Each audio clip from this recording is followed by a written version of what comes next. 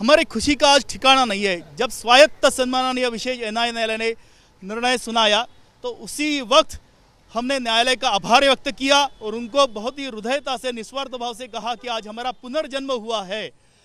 इस पल की हम 17 वर्ष से राह देख रहे थे। मैं निर्दोष था, इसलिए पहले दिन से मैंने वकील नहीं किया। मैंने पहले ही दिन brain mapping test, narco test, polygraph test के लिए नो ऑब्जेक्शन दिया था। और इस मुकदमे का सत्ताधारियों ने या सत्ता के दलालों ने जितना दुरुपयोग किया, ऐसा कौन सा दूसरा गुनाह नहीं हो सकता है विश्वा पटेल के ऊपर। जिन्होंने इस मुकदमे को लीड किया उसमें था परम क्रूर सिंह, मैं उसको परमवीर सिंह नहीं कहता हूं, सुखविंदर सिंह थे, केपी रघुवंशी साहब थे, अनामी राय साहब थे, एटीएस काला चौकी के इंचार्ज थे अरुण खानविलकर, सचिन कदम। ये मुंह छुपा के बैठे, ये ट्रायल में साक्ष्य देने के लिए आए ही नहीं, सच्चाई का सामना इन लोगों ने किया ही नहीं। एक इलीगलिटी नहीं थी तो इस मुकदमे का ओरिजिनल एफआईआर नहीं है, 164 स्टेटमेंट नहीं है, कन्फेशनल स्टेटमेंट नहीं है, इलेक्ट्रॉनिक एविडेंस के ऊपर जो भी बताया गया तो वो सीडी ट्रायल के वक्त चली ही नहीं। जो की विटनेस था कि जिसके आधार के ऊपर एफआईआर बनाया था, तो वो ट्रायल में कहता है कि मैं 100% कॉन्फिडेंट नहीं हूं कि इसी व्हीकल के ऊपर इंसिडेंस हुआ करके। एटीएस ऑफिसर के नाम से झूठे स्टेटमेंट रिकॉर्ड किया गया, ऑन ड्यूटी आर्मी ऑफिसर के नाम से स्टेटमेंट रिकॉर्ड किया गया। तो ये फैब्रिकेटेड केस था, केवल और केवल 2009 का लोकसभा का आम चुनाव सामने रखकर घटिया राजनीति इस देश में खेली गई। और मैं इसका विरोध करता हूं और सभी भारतीयों से दो हाथ जोड़कर प्रार्थना करता हूं कि किसी भी सामाजिक धार्मिक जीवन जीने वाले किसी भी व्यक्ति के जीवन में ऐसा जीवन उसके नसीब में ना आए। इसीलिए कांग्रेस को आप आजीवन कभी वोट मत दीजिएगा। जहां जहां कांग्रेस की सरकार है वो चलने ना ही चाहिए, नहीं तो ये बहुत ही घटिया राजनीति का अपना परिचय देते हैं। इसका दुस्साहस उन्हें फिर से नहीं करना चाहिए, उनको सबक सिखाना चाहिए। और आज यच्चयावत हिंदू समाज की क्षमा माफी, कांग्रेस का नेतृत्व, राष्ट्रवादी का नेतृत्व, सोनिया गांधी और शरद पवार ने मांगना चाहिए, ऐसा मेरा कहना है। मैं पूरा अपने अनुभव के आधार के ऊपर कहता हूं कि उस वक्त वो भी कहते थे कि इलेक्शन का वक्त है, आप हमारी हाँ में हाँ मिलाइएगा, आप कोर्ट के अंदर इसको मुकर जाइएगा, बहुत सारा पैसा ऐटा भी लूटा भी, केवल सरकार का दबाव नहीं तो पैसा भी इसमें एक प्रमुख मुद्दा होता है। लेकिन इसका ये जो झूठ है ये आप 17 साल तक छुपा के बैठे, लेकिन सच तो न्यायालय के सामने कभी ना कभी तो आना ही चाहिए था। इसलिए तो हम हर दिन एक क्षण भी लेट कभी गए नहीं हम न्यायालय के अंदर, क्योंकि हमको सच्चाई पता थी। तो जिन्होंने इस मुकदमे को लीड किया वो तो साक्ष्य देने के लिए स्पेशल एनआईए कोर्ट भी कभी आए ही नहीं। बिल्कुल सर जी, मालेगांव के जो गरीब ईमानदार टैक्स पेयर लोग हैं उनकी जान बचाने में असमर्थ रही तत्कालीन गवर्नमेंट, और उनके मरने के बाद में भी बहुत ही घटिया तरीके से, बेशरम तरीके से राजनीति इस देश में कांग्रेस ने किया।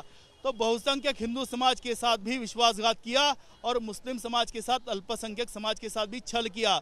आज मेरे जीवन में 17 वर्ष के बाद में खुशी आई है, लेकिन जिस परिवार का सदस्य को देवाज्ञा हो गया, जिस परिवार का सदस्य घायल है, तो आज वो स्वयं को धता महसूस कर रहा है कि हम कितने बेवकूफ़ बन गए करके। तो आज ये सभी लोग उत्तरदायी है, आज इन्होंने सच्चाई का सामना करना चाहिए।